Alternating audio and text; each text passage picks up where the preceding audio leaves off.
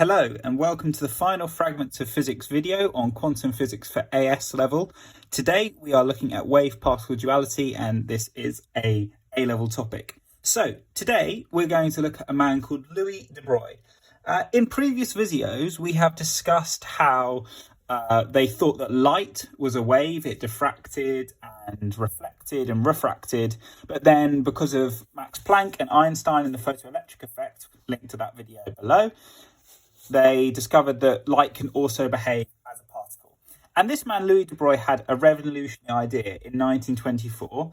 He said, well, if waves can behave as particles, then can particles behave as waves?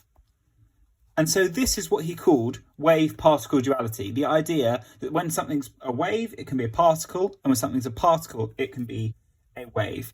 And he came up with an equation.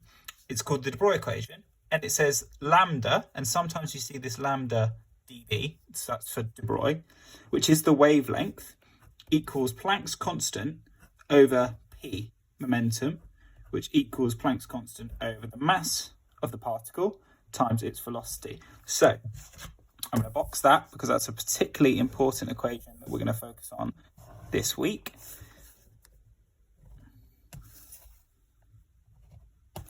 So lambda is the wavelength, and that's the wavelength of the particle when it's acting as a wave.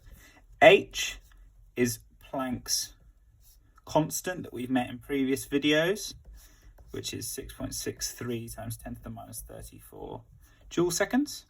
And then mv is the momentum of the particle, and that's simply its mass times its velocity. So let's do an example.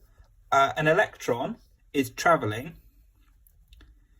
at 7 times 10 to the 4 meters per second, or 70,000 meters per second. What's its de Broglie wavelength? Well, I'd say that lambda is h over mv, which is Planck's constant, 6.63 times 10 to the minus 34, over the mass of the electron, 9.11 times 10 to the minus 31, times that velocity, 7 times 10 to the 4. And that would tell me the wavelength of my electron was 10.4 nanometers. So a very short wavelength.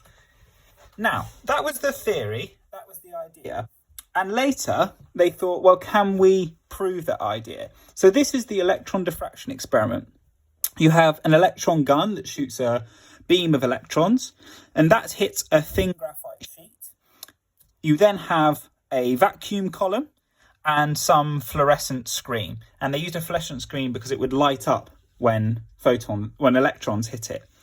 So if the particle idea was electrons true, I'd expect my fluorescent screen to look something like this. A concentration of electrons in the middle, decreasing outwards as a normal distribution. And that's just to do with the particles getting deflected as they go through the thin graphite sheet. So the vast majority will go straight through, and then a decreasing amount will be deflected at higher angles. And I expect this.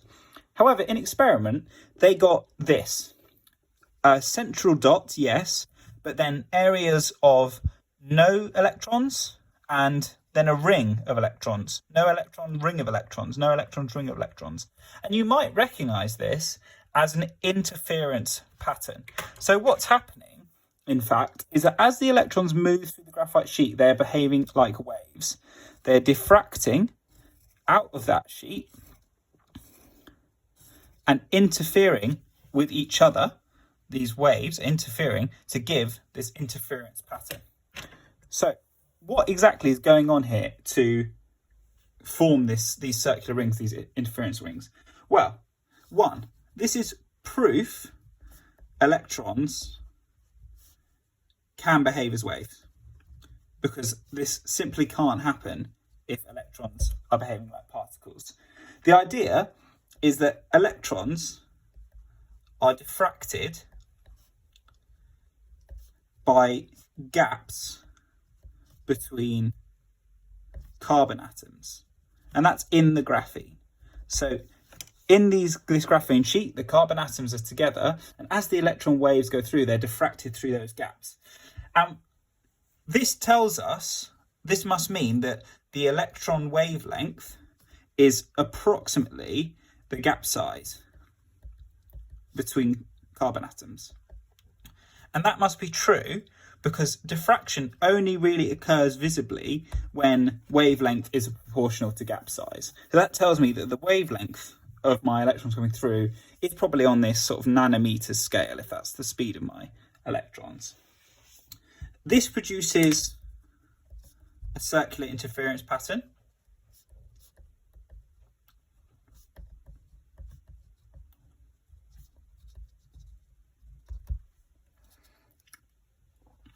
And the wavelength of the electrons is determined by the de Broglie equation, H over mv.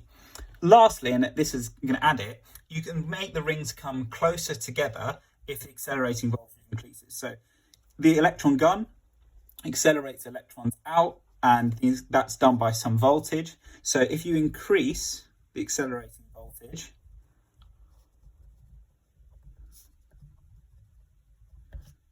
rings get closer together. And that's because they have higher momentum, which means a lower wavelength, and that equals a lower radius of diffraction. I'll just put diff there.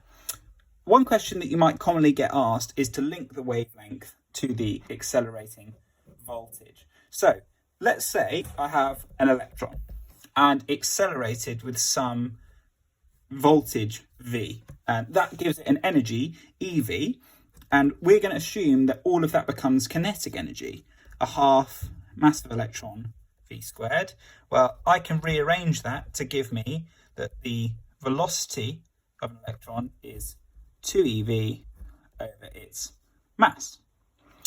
Now, if I now use de Broglie's equation, lambda equals h over mv, I can sub in my v here, lambda equals h over m times root 2ev over m, and that will give me a final equation that the wavelength of my electron is root 2 times the mass of electron times the electron charge times an accelerating voltage. And I'm gonna just box that end bit.